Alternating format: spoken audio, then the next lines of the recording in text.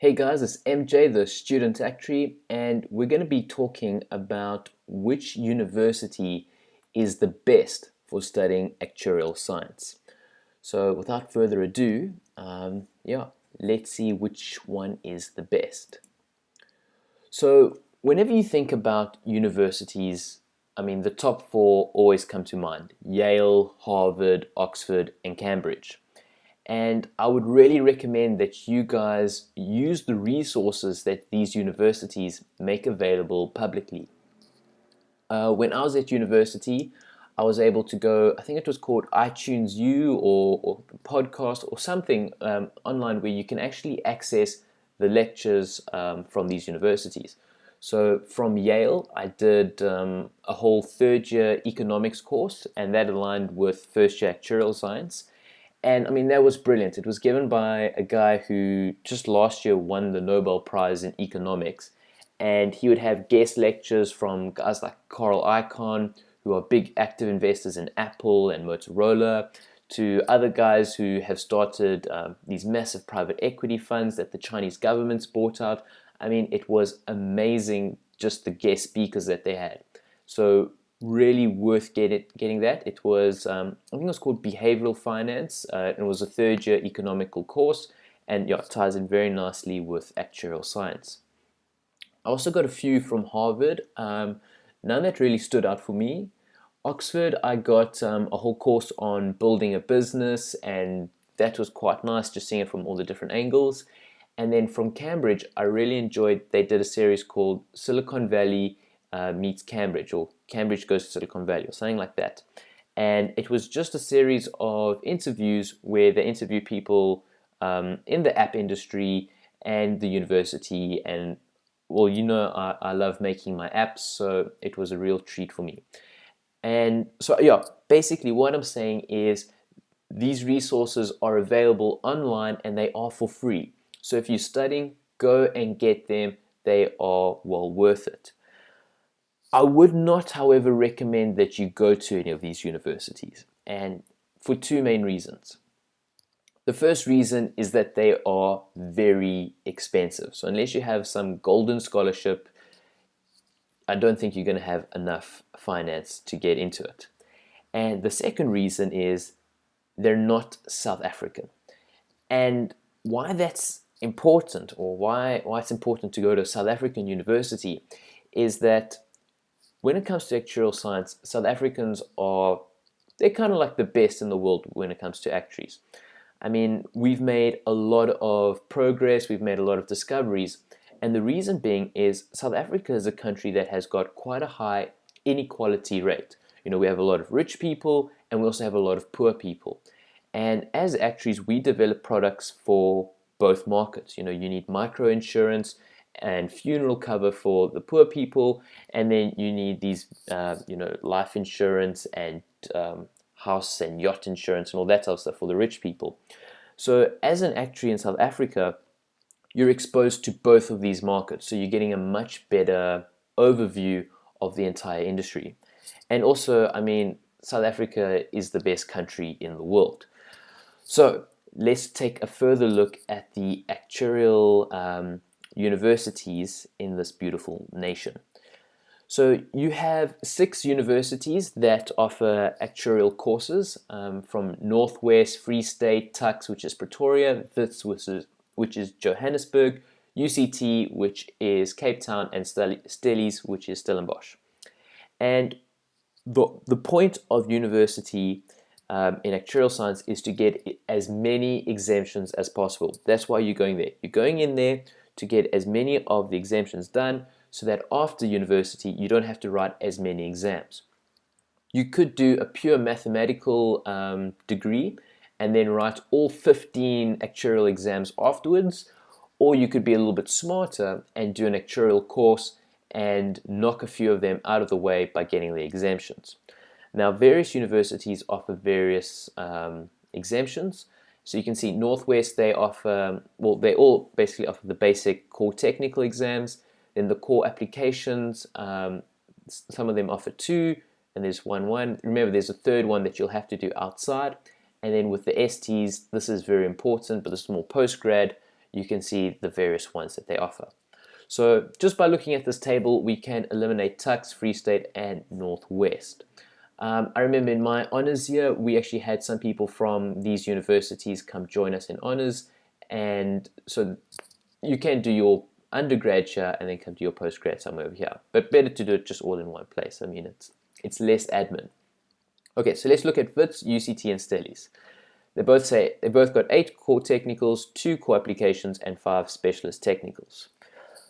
But not really, because while they both say that they have all those exemptions, it's actually not true. Well, it's not true for UCT and Stellenbosch.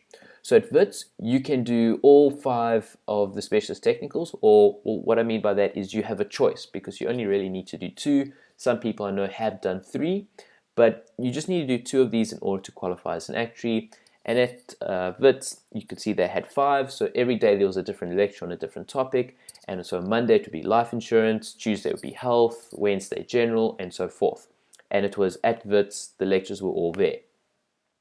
With UCT and Stellenbosch, it's not like that. What they do is UCT will offer either 2 or 3, and Stellenbosch will offer the other 2 or 3.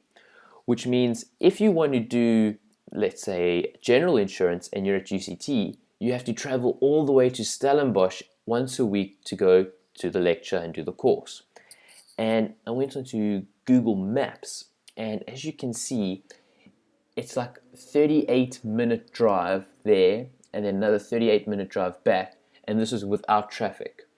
And bear in mind that this is the infamous N2, where, I mean, I was dropping a friend off at the airport the other day, and protesters had taken tires, set them up on fire, and had blockaded the highway, which caused delays. So you don't really want to be doing that road. There are alternative routes, but it takes longer. Yeah, I'd rather recommend the N1. But anyway, that's not the point of the thing. The idea is that you actually have to do a lot of traveling depending on which STs you do. Whereas WITS, they're all centralized at one university. So that's very good. But the big thing is that UCT is an extra year of university than WITS. So at WITS, you have your 3-year undergrad, where you do your 8 core technicals, and then you do 8 core technicals and 1 CA, and then you have your honors year where you do CA1 and 2 STs of your choice.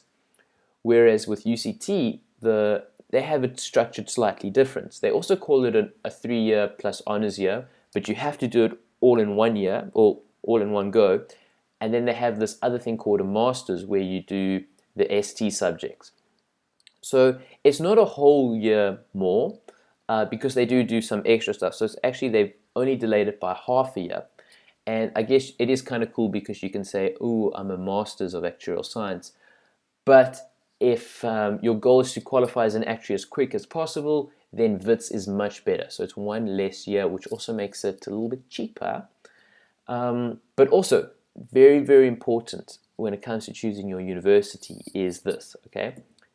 This is what Cape Town looks like. As you can see, it is stunning. I live in this city because it is amazing. There is mountains to hike.